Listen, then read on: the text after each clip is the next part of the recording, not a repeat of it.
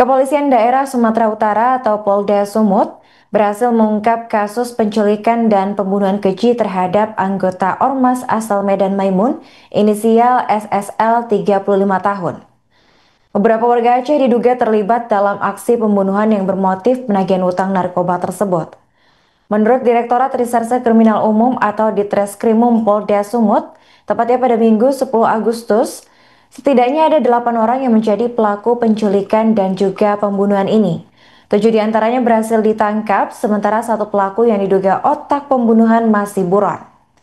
Ketujuh pelaku tersebut berinisial M alias seorang eksekutor dan AFP, SP, ZI, II, A, dan AB. Para tersangka kemudian dijerat dengan pasal 328 KUHP tentang penculikan dengan ancaman 12 tahun penjara. Selain itu juga dikenakan pasal 338 KUHP tentang pembunuhan dengan ancaman kurungan penjara selama 15 tahun. Kasus berawal pada Selasa 8 April sekira pukul 3 waktu Indonesia Barat, di mana saat itu korban disergap oleh pelaku dengan taktik merusak mobil. Kemudian para pelaku menusuk paha korban dengan sangkur, kemudian memasukkannya ke dalam bagasi mobil. Korban ini lalu dibawa ke Biren Aceh, di mana para pelaku lainnya sudah menunggu. Korban yang telah meninggal kemudian dibungkus karung dan diikat dengan batu untuk selanjutnya dibuang ke laut. Kasus ini kemudian berhasil terungkap setelah adanya laporan kehilangan yang diadukan oleh istri korban Pipit Widari, tepatnya pada 25 April 2025. Para pelaku kemudian dibekuk tim Jatanras di Treskrimum di sejumlah lokasi, termasuk di Aceh Timur dan juga Tol Halfet Medan. Ada sejumlah barang bukti yang berhasil diamankan, di antaranya ada sepeda motor, senjata tajam, handphone, dan juga pakaian.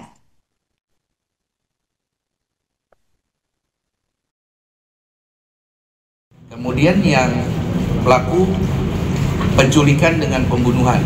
Tadi sudah dijelaskan juga oleh Pak Kabid Humas bahwa ada beberapa pelaku yang sudah kami amankan.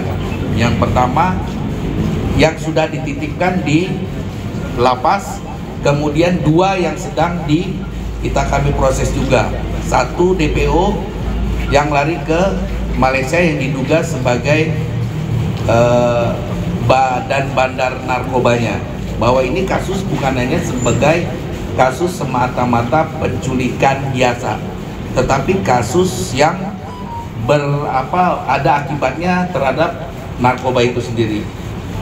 Jadi di situ ada peran intelektual yang DPO sekarang, kemudian ada 5-5-nya yang turut serta pada saat dimulainya penculikan. Kemudian ada juga peran daripada pelaku-pelaku turut membantu pada saat terjadinya penganiayaan selesai oleh peran masing-masing yang 5-5 tadi. Yang 5-6 inilah yang membuang mayatnya di daerah Aceh. Kemudian sampai sekarang memang ini belum kita dapat mayatnya, tetapi berdasarkan pemeriksaan yang telah kami lakukan oleh rekan-rekan penyidik, terfaktakan bahwa peran masing-masing terhadap pelaku-pelaku yang bisa kita tangkap itu sudah terfaktakan, mulai dari yang turut serta sampai yang turut membantu. Mungkin itu yang bisa kami sampaikan. Hal-hal yang lain mungkin nanti bisa kita tanyakan. Langsung aja Pak. Pak, untuk yang senjata TNI itu berapa kali beraksi di Kota Gajah? Berulang kali. Inilah yang baru kita bisa ungkap. Artinya kita bersyukur juga dengan kecepatan tim Jatanras kami itu bisa kita ungkap. Pak, selain pelakunya ada 6 ya. Sementara 4. Nah, ini yang 2 lagi kita lakukan pendalaman. Pak, selain di Medan di mana saja lagi Pak mereka beraksi Pak? Pekanbaru, Tangerang gitu. Ada yang residivis Pak? Iya, itu semua residivis. Semuanya residivis di bidang itu ya. Pak, biasanya uangnya digunakan untuk apa Pak sama mereka Pak? Ada yang dikirim ke keluarganya, ada yang narkoba juga, ya ada juga mungkin hal-hal yang lain. Tapi yang jelas pengembangannya itu ada dari istrinya juga, dikirim ke keluarganya, itu yang kita ikuti. Pak, infonya yang kasus penculikan dan pembunuhan itu kan ada satu pelaku bernama Mustafa itu yang ex-TNI.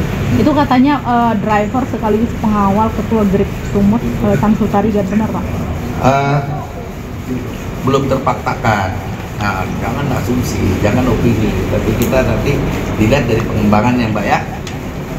Total yang ditangkap berapa Pak? Yang mana ini? Penculikan, pembunuhan. Yang penculikan pembunuhan itu ada 6 orang, ya. 4 sudah kita titik di lapas, yang 2 nanti lagi kita periksa juga. Pak, ini kan ada sangat belum ditemukan. Apa kesulitannya? Ya, kesulitannya pasti pergeseran arus karena dia dari titik koordinatnya itu 3 kilo Pak ke laut, karena itu kan laut lepas. Itu dibuang di laut ya Pak? Dibuang di laut, nah, bukan dibuang di darat. 3 kilo dari titik koordinatnya pasti ada pergeseran di mana mayat tersebut digandoli dengan pemberat batu yang dengan karung goni.